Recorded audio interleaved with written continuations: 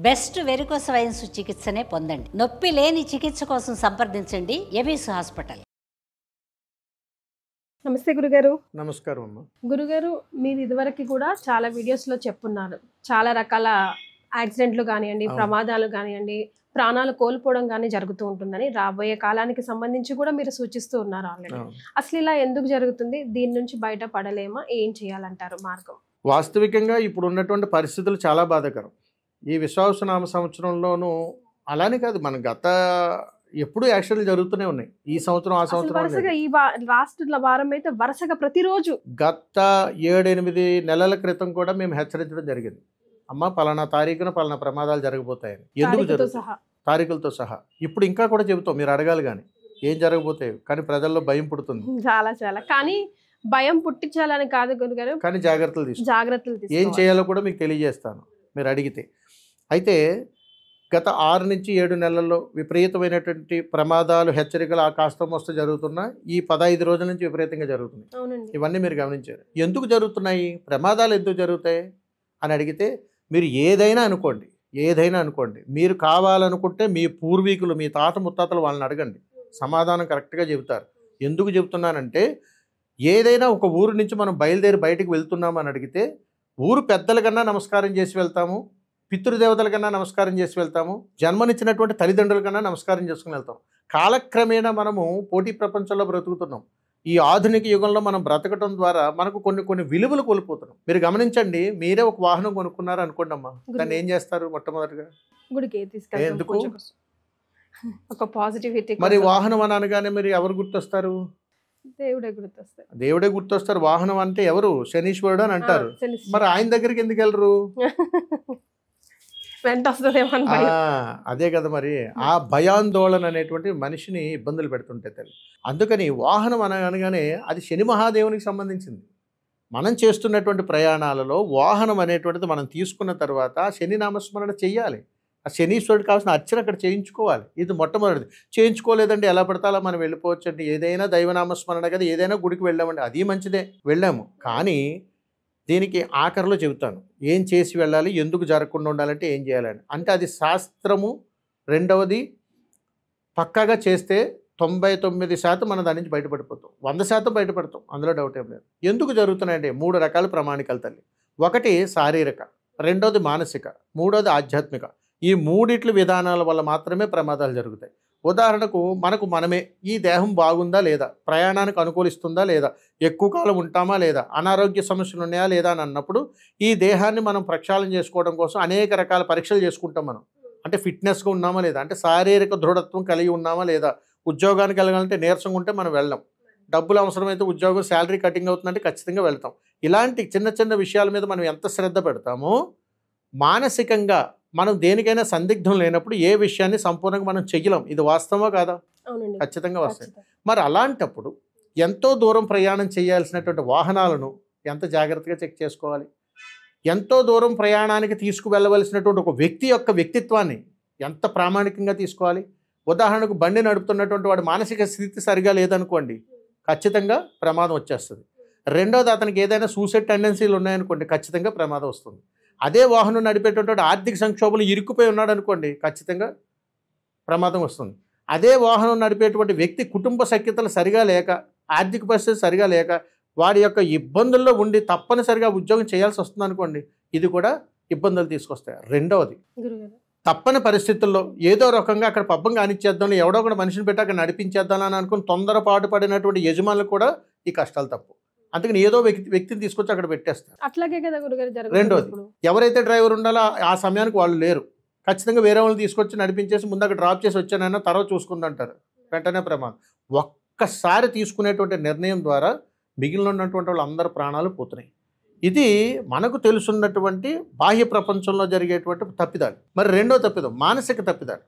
అంటే మనము ప్రయాణం చేస్తున్నప్పుడు మనకి ఏదైనా ప్రమాదం జరిగిపోతుందేమో, ఒకవేళ జరగకుండా ఉండాలంటే ఏం చేయాలి అనేటువంటి ఆలోచన లేకపోవడం, ప్రతి ఒక్కరు భయాందోళనకు గురైపోవడం, నడుపుతున్నటువంటి వ్యక్తి కూడా ఏదైనా ప్రమాదం సంభవిస్తే నేనేం చేయాలి అనేటువంటి అవగాహన లేకపోవడం, ఇవన్నీ కూడా మానసికానికి సంబంధించినటువంటి. ఇకపోతే మూడోది ఆధ్యాత్మికత. ఆధ్యాత్మికతలో ఏమని చెప్తామంటే, వాహనము అని అనగానే శని రాహు కేతువు. వీరు ముగ్గురిని ఖచ్చితంగా స్మరించుకుని తీరాల్సిందే, బయలుదేరే ముందు. ఖచ్చితంగా. ఎట్టి పరిస్థితి నువ్వు వాహనం కొన్నావు అని అడిగితే ఖచ్చితంగా శని రాహు కేతులు పూజ జరగాల్సిందే. అలా ఎప్పుడైతే వేళ్ల మీద లెక్క పెట్టచ్చు తల్లి. రాహుకేతులు పూజ చేయించుకోవడానికి వాహనంలో వెళ్తావు కానీ మనకు చేయించుకుంటాం కానీ వాహనానికి చేయించలేం. అది మనలాంటిదే, అది మనలాంటిది. అంటే ఒక వాహనం మనం తీసుకుని వెళ్తుంది, అది ఇబ్బంది పెడితే మనం చాలా ఇబ్బంది పెడతాం. అందుకని ఎప్పుడు కూడా వాహనాన్ని అనేక రూపాల్లో 3 రూపాల్లో మనం చూసుకోగలిగినప్పుడు మాత్రమే సంతృప్తికరంగా ఉంటుంది అని చెబుతుంటారు. అందుకని ఏ వాహనం మీద మనం ప్రయాణం చేసినా కానీ శని రాహుకేతు అనుగ్రహం అనేటువంటిది తప్పనిసరి, ఆ నామస్మరణ తప్పనిసరి. ఏ గ్రామం నుంచి అయితే మనం బయలుదేరి వెళ్తున్నామో ఖచ్చితంగా గ్రామ దేవతకు నమస్కారం చేసే వెళ్ళాలి. అలాగని గుడికి వెళ్ళక్కర్లేదు సుమా. ఏదో ఊరుంది, ఆ ఊరు గ్రామ దేవత పోలేరమ్మో సీతమ్మో అంకమ్మో గంగానమ్మో ఎవరో ఒకళ్ళు ఉన్నారు. అమ్మ నేను ఊరు బయలుదేరి వెళ్ళొస్తున్నాను సార్, నన్ను క్షేమంగా తీసుకురా. మీరు గమనించండి, తాత ముత్తాతల కాలంలోకి వెళ్ళండి, వాళ్ళు దేవతకు నమస్కారం చేసుకుని బయలుదేరి వెళ్తారు. ఇప్పటికీ చెప్తారు ప్రతిరోజు కూడా. అందుకని మనం ఊరు వెళ్ళిపోవాలని ఆర్ద్రతో వెళ్ళిపోతాం తప్ప ఎప్పుడైనా ఇలాంటి ప్రమాదాలు జరుగుతున్నాయని అడిగితే దేవీ దేవతలు మనకి ఇచ్చే ఒక హెచ్చరిక, అది కూడా గ్రామ దేవతలు ఇచ్చేటువంటి హెచ్చరిక.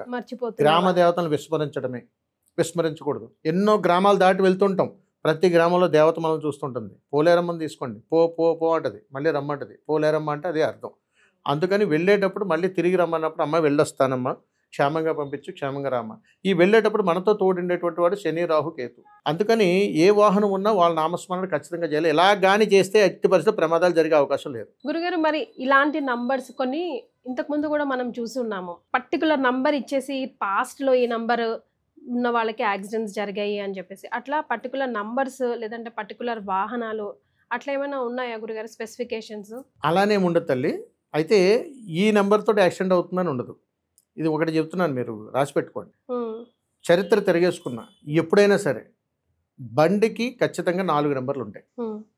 ఈ నెంబర్ నుంచి ఇది వస్తుందా అని అడిగితే మనం ఫలానా నెంబర్ మనకు కలిసి వస్తుంది అనేటువంటిది ఒక మానసిక స్థితికి సిద్ధపడిపోతుంటాం. దాని లైఫ్ కొంతకాలం ఉంటుంది. ఆ కొంతకాలం అయితే అది ఎక్స్పైర్ అయిపోతుంది. మన ఇల్లు కట్టుకుంటాం 40 ఏళ్ళు ఉంటుంది, తర్వాత అది పాడుపట్టడం మళ్ళీ రీమోడల్ చేసుకోవడం ఎలా అయితే జరుగుతుందో, ఒక నెంబర్కు ఉన్నటువంటి సంఖ్యాబలం అంటే జనాల యొక్క దృష్టి ఎక్కువ పడుతుంది. కాబట్టి దీన్ని నరదృష్టిగా మనం భావించినప్పుడు దాని యొక్క శక్తి అనేటువంటిది హీనిస్తూ ఉంటుంది. దాన్ని మళ్ళీ రీఎనర్జీ చేసుకున్నప్పుడు దాని కలర్ మార్చుకోవటం లేకపోతే దానికి వైబ్రేషన్ మార్చుకోవడం అనేది మనం చేస్తుంటాం. ఇవి జనరల్గా మాట్లాడుకునేవి. కానీ వాస్తవికంగా ప్రమాదాలు జరగటానికి గల కారణం చివరి నెంబర్లో 2 కానీ 4 కానీ 7 కానీ ఉంటే ఎక్కువ ప్రమాదాలు సంభవించుకుంటాయి. మీరు గమనించండి, యాక్సిడెంట్లు అయిన ఏ బండికైనా మ్యాక్సిమం చివర్లలో 2, 7, 4 ఉంటాయి. ఎందుకు అనంటే ఇవన్నీ కూడా ఛాయాగ్రహ నెంబర్లు. ఇవి మనిషిలో ఉన్నటువంటి నెగిటివ్ ఎనర్జీని రిసీవ్ చేసుకుంటాయి చాలా స్పీడ్గా. అందుకని నువ్వు ఎన్ని నెంబర్లైనా రాసుకో, చివరి నెంబర్ కానీ ఈ నెంబర్లో ఉన్నప్పుడు ఎక్కువ ప్రమాదాలు గురవటం, ఏదో ఒక ఇబ్బంది రావటం, ఆ వాహనం ఇబ్బంది పెట్టడం ఏదో ఒకటి జరుగుతుంటుంది. తద్వారా ఆ నెగిటివ్ ఎనర్జీ ద్వారా మనం చేసేటువంటి ప్రతి ప్రయాణంలోని ఏదో ఒక ప్రమాదం పొంచి ఉంటుంది అని ఖచ్చితంగా చెప్పచ్చు. మరి ఇలా ఇకపై కూడా జరుగుతాయి అంటున్నారు. ఎలా జరుగుతాయి, ఎలా కాపాడుకోవాలి, ఎలా బయటపడాలి గురుగారు? అండ్ చాలా ఫ్యామిలీస్లో కూడా ఇప్పుడు వింటూ ఉన్నాం, చుట్టాల వాళ్ళు మీరు ఏం పాపం చేశారేమో అందుకే ఇలా జరిగింది. ఒక్కొక్క ఫ్యామిలీలో 2, 3, 4 మొత్తం ఫ్యామిలీ కూడా చనిపోయిన వాళ్ళు ఉన్నారు. అసలు ఆ బాధ వర్ణనాతీతం. ఇవి చెప్పడానికి చాలా బాధాకరంగా ఉన్నా కానీ తల్లి, ఈ మాట చెప్తున్నా కానీ మా ఆంతరంగికంలో కన్నీళ్ళు ఆగడం లేదు. ఎందుకంటే వాస్తవికంగా ఏదైతే చెబుతున్నామో అవి శాసనంగా వెళ్తున్నాయి. అంటే భగవంతుడు ఇచ్చిన వాక్శుద్ధి లేకపోతే మా గురువులు మాకు ఇచ్చినటువంటి సాధన బలం, మేము నేర్చుకున్నటువంటి దశమహావిద్యల సాధన ఏదైనా కావచ్చు, భవిష్యత్తు చెప్తూ ఉన్నప్పుడు కాస్త కూస్త ప్రమాదాలు జరుగుతున్నప్పుడు మా నేర్చుకున్నటువంటి సాధన ద్వారా కొన్ని వినపడి చెప్తూ ఉంటాం. వీటికి జాగ్రత్తలు కూడా చెబుతుంటాం. ఇవి పాటించగలిగితే కొంతవరకు గట్టెక్కేస్తాం, పాటించకుండా మూర్ఖంగా వెళ్ళిపోతే మనం ఏం చేయలేం. ఇప్పుడు ప్రమాదం జరిగిపోయిన తర్వాత ఏం చేయగలుగుతాం? ఏమీ చేయలేం. జరగకముందు చెబుతున్నప్పుడు 100 రకాలుగా మాట్లాడతారు. మీకు తెలుసా, మీరు దేవుడా, మీకు అన్నీ అర్థమవుతాయా, అవంటే ముందు మీరే ఆపచ్చు కదా. ఆపే ప్రయత్నమే చేస్తున్నాను, ఇప్పుడు మ్యాక్సిమం ఆపే ప్రయత్నమే చేస్తున్నాను. డిసెంబర్ నెలలో, ఈ నెల వచ్చే నెల డిసెంబర్లలో పుణ్యక్షేత్రాలకు వెళ్ళేటువంటి 2 బస్సులు ప్రమాదాలు గురవుతాయి. జనవరి నెలలో స్కూల్ పిల్లల బస్సులు ప్రమాదాలు గురవుతాయి. అంటే హెచ్చరిక ఏమిటనంటే చాలా జాగ్రత్తగా చూసుకోండి. దీంట్లో ప్రభుత్వ అధికారులు ఉండొచ్చు, అదేవిధంగా స్కూల్కి సంబంధించిన యజమానులు కావచ్చు, వాటి ఫిట్నెస్ కావచ్చు, డ్రైవర్ల యొక్క స్థితిగతులు కావచ్చు, ప్రతిదీ జాగ్రత్తగా చూసుకోమని హెచ్చరిక ముందే చెప్తున్నాం. అది కూడా మీకు హెచ్చరిక అంతే తప్ప ఇప్పుడు మనం దాని నుంచి ఇప్పుడు దారి దొరికింది తెలిసిపోయినప్పుడు మనం జాగ్రత్త బయటపడాలి. ఖచ్చితంగా జరుగుతుంది. ఇది కూడా పుణ్యక్షేత్రాల మార్గం నుంచి వెళ్ళేటువంటి కొన్ని వాహనాలు నేరుగా వాటికంతటా అవే దగ్ధమయ్యే అవకాశాలు కూడా ఉన్నాయి. ఇవి కూడా ఆంధ్రాలో 2 సార్లు జరుగుతాయి. జనవరి నెలలో జరుగుతుంది. డిసెంబర్ నెలాఖరికి కూడా ఒక వాహనం అట్లాగే జరిగే అవకాశాలు ఉన్నాయి. అలాగే తెలంగాణలో కూడా వరుసగా 3 రోజులు నేరుగా 3 ప్రమాదాలు జరుగుతాయి. ఇవన్నీ యాక్సిడెంట్స్. అది కూడా ఏంటంటే మేజర్ యాక్సిడెంట్స్ జరుగుతాయి. ఇవి కూడా ఎందుకు చెప్పాల్సి వస్తుంది, దీనికి కావాల్సిన జాగ్రత్తలు ఏమిటి, మనం ఎలా తీసుకోవాలి, ఒక్కటే చెప్తున్నాం. మీరు ఎలా అయినా ప్రయాణం చేసేటప్పుడు ఆ శని భగవానుడికి నమస్కారం చేసుకోండి. అలాగని శని భగవాను గురించి చెప్పి దీనికి ముడిపెట్టడం కాదు సుమా. గతంలో జరిగినటువంటి పొరపాట్లకు, ఇప్పుడు జరగబోయేటువంటి విపత్తులకు మనం తీసుకోవాల్సినటువంటి కనీసపు జాగ్రత్తలు ఇవి. వీటిని మనం ఇంటి దగ్గర నుంచి బయలుదేరితే అమ్మా నాన్నకు నమస్కారం చేసి బయలుదేరండి.